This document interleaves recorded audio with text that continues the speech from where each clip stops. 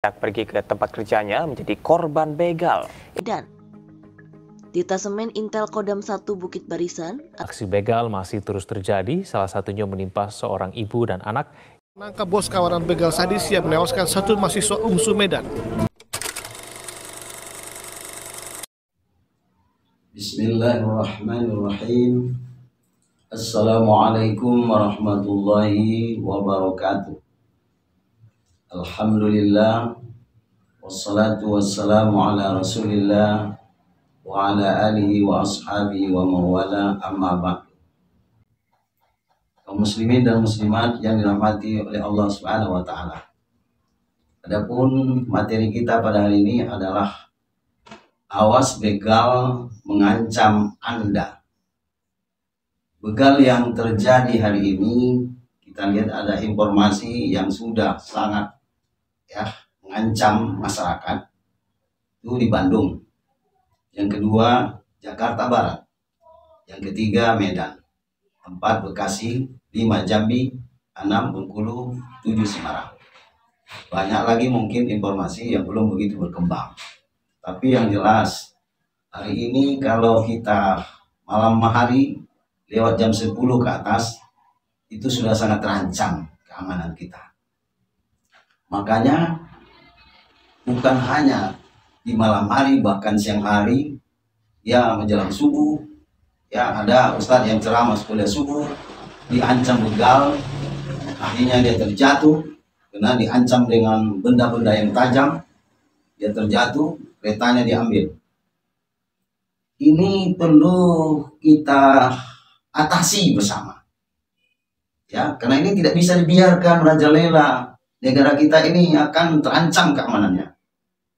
Kota kita, desa kita, kebun kita, di perjalanan kita akan terancam ini. Maka kita menghimbau kepada orang tua. Itu salah satu tanggung jawab adalah orang tua. Karena dalam kitab suci Al-Quran, dalam surat At-Tahrim ayat 6, Allah sudah menghimbau. Ya ayyuhalladzina amanu qu anfusakum wa ahlikum nar. Wahai orang-orang yang beriman, jagalah dirimu dan keluargamu dari api neraka. Maksudnya apa? Kita wajib menjaga diri kita dari sesuatu yang membahayakan diri kita, jiwa kita, nyawa kita. Itu juga anak-anak kita, keturunan kita, orang yang berada di rumah kita. Ya, itu perlu kita mengetahui informasi keberadaannya dan mengatur jam berapa mereka keluar rumah dan jam berapa harus pulang ke rumah, sehingga dapat tertib. Mereka itu dalam pengawasan orang tua. Tapi kalau pengawasan itu tidak ada lagi, maka kita tidak tahu di mana anak kita. Ini satu bahaya. Karena mereka ini masih muda belia. Si milenial, anak-anak SMP, SMA, sudah mengancam nyawa manusia. Dengan benda tajam mereka beraksi. Ya, sehingga tidak mau tahu apakah ini orang tua, apakah ini dia. Harus kita hormati, kita sayangi. Yang penting mereka itu ambil hartanya. Jika melawan, bahkan saya miris sekali ya, dan informasi di Jambi, di kebun sawit, keretanya diambil, ya motornya diambil, orangnya dibunuh, dikubur di sawit itu. Terjadi di Medan, mahasiswa dibunuh, diancam dengan benda tajam, melawan, dibunuh. Berapa orang mahasiswa yang sudah korban di Medan ini? Jadi perlu ini kerjasama orang tua dengan pihak kepolisian, ya, angkatan darat, angkatan udara, angkatan laut untuk bekerja sama bersama masyarakat untuk mengatasi ini. Yang seriuslah kita mengatasi. Bahkan wali kota Medan mengusulkan supaya begal ini ditembak mati saja. Sementara gubsu kita Edi Rahmayadi mengatakan Satpol PP akan melawan dengan stik. Ini Pak, ini sudah mengancam nyawa. Kita tidak boleh ini menganggap enteng masalahnya. Ini masalah serius. Maka perlu suatu aturan. Kalau Islam itu kalau dia sudah jelas membunuh ya dibunuh. Supaya apa? Jadi pelajaran. Ya, wa katabna alaihim fiha anna an-nafsa bin nafsi wal aina bil aini wal anfa bil anfi wal uzuna bil uzun wasinna bis sinni wal juruha qisas. Allah sudah menetapkan itu pembalasan pada orang-orang yang melakukan tindakan kriminal. Dalam Taurat disebutkan, kalau dia membunuh, balasannya dibunuh. Kalau dia mencongkel mata manusia, dicongkel matanya. Kalau dia menghilangkan hidung seseorang manusia, hidungnya harus hilang.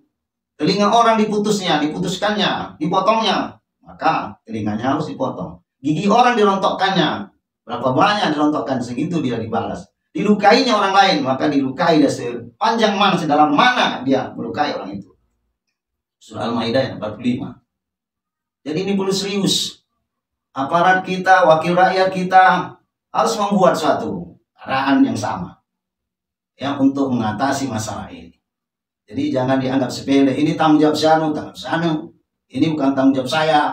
Ini adalah negeri kita. Ini adalah masalah kita. Kebersamaan itu perlu dijalin sehingga tidak ada yang tidak merasa bertanggung jawab di sini untuk mengatasi begal ini. Keluarga kita, sahabat kita, teman kita, siapapun dia, tidak kita inginkan itu terjadi. Maka jangan sampai ini biarkan sehingga terjadi hukum rimba. Ya, masyarakat menghukum langsung. Ini sangat berbahaya memang. Jadi harus ada solusi. Duduklah wahai orang-orang yang dianggap tokoh agama, tokoh masyarakat, berbuatlah. Wahai pejabat-pejabat negeri ini, anggota-anggota DPR, pikirkanlah rakyat ini. Udah hidup susah. Jangan sampai keamanan terancam. Jadi ini masalah-masalah yang serius sekali. Kita sangat miris kalau ini tidak bisa diatasi dengan tuntas. Maka kita akan sulit menjamin keamanan-kenyamanan itu dapat dirasakan oleh masyarakat. Oleh sebab itu, kita menghimbau kepada semua pihak. Ya, semua tokoh agama apapun dia, tanggung jawab ini negara kita untuk mengatasi masalah-masalah terhadap masyarakat kita. Semoga negeri kita ini terjaga keamanannya, kenyamanannya dengan kerjasama yang baik di antara sama kita. Demikian himbauan saya. Semoga begal ini dapat dicegah, diatasi bersama-sama sehingga ada efek jerahnya. Jadi jangan dinasihati terus dipulangkan, itu tidak bisa. Ada pembinaan, ada sini yang namanya hukuman yang setimpal sehingga mereka berpikir.